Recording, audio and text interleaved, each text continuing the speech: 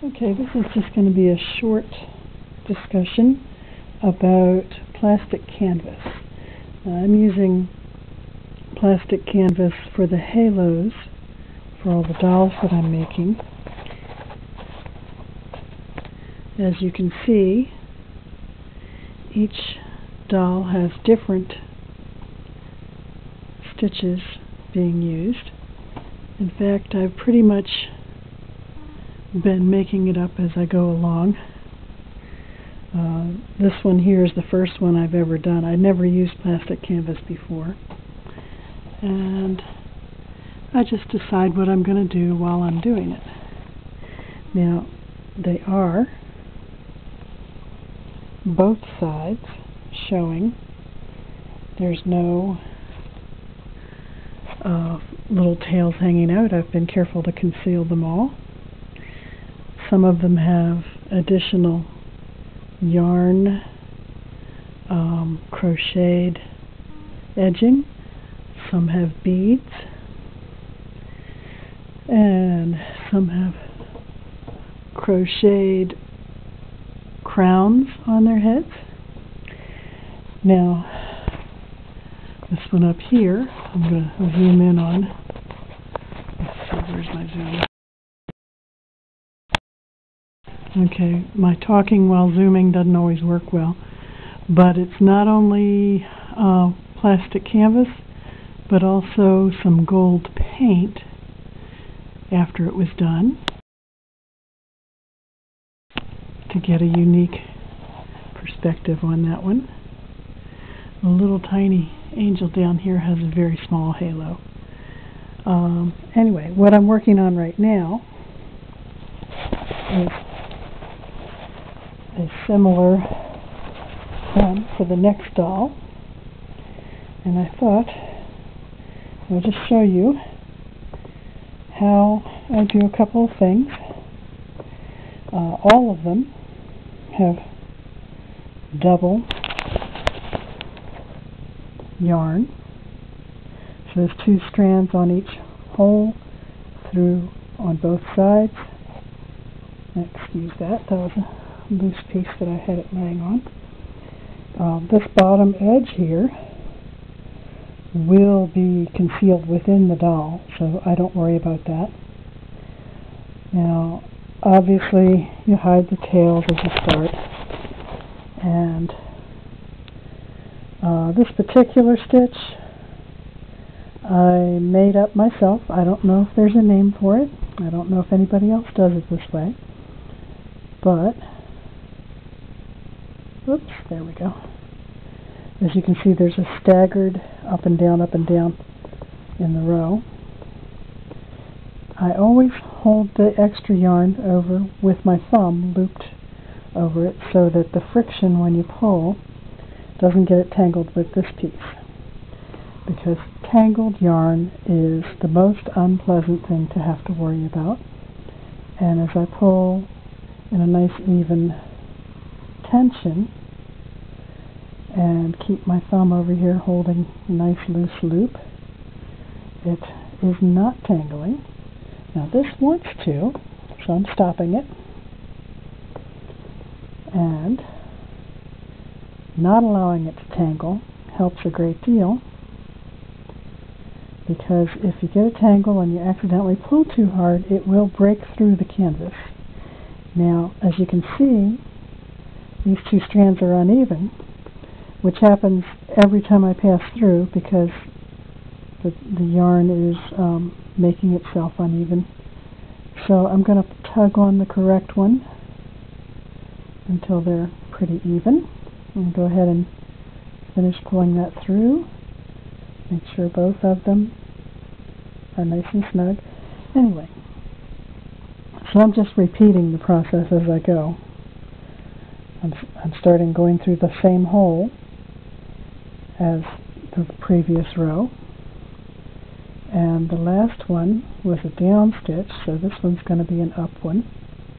Up 1 hole, oops, there we go, diagonally, so I continue having the same kind of pickety up and down pattern. The only rule I give myself about this is that I do the same thing from left to right through the whole row, but sometimes I switch stitches when I go to the next row. I try to make my repeats be as similar as possible. I don't like to do counting. I like an organic feel about my work. I like to enjoy it instead of laboring over it.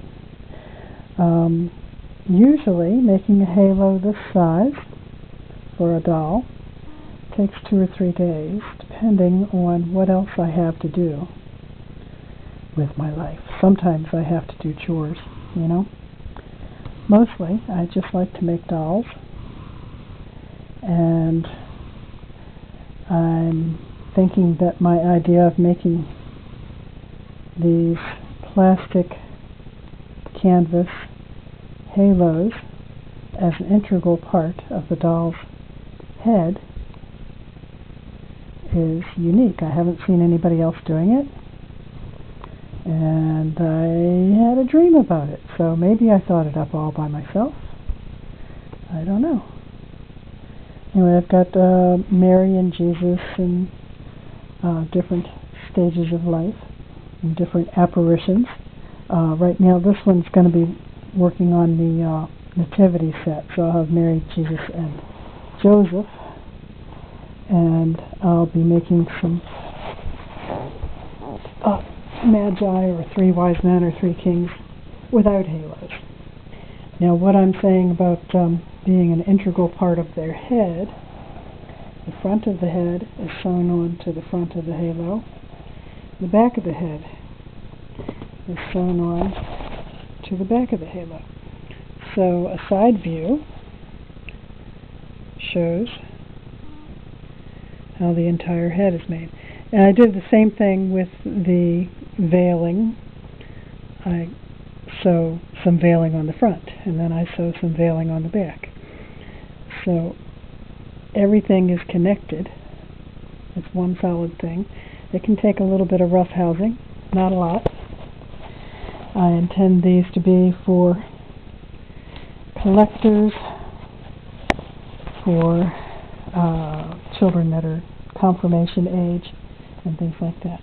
Now this one has a face that's done to look like a photograph, and the veil is all crocheted, and the crown is crocheted and has beads in it. This one is done to look like a photograph also. Now they all have different aspects to them. Some of them I do the finger detailing and nail polish. Not really nail polish, coloring paint to make the nails look more real. And I do some beading on some things. Depends on what I want the outcome to be. This is the Sacred Heart of Jesus, and the heart here is a pin that can be removed. Inside of his cloak is a pocket which holds the prayer card. All of the dolls that have pockets get a prayer card, and all of them also come with a rosary.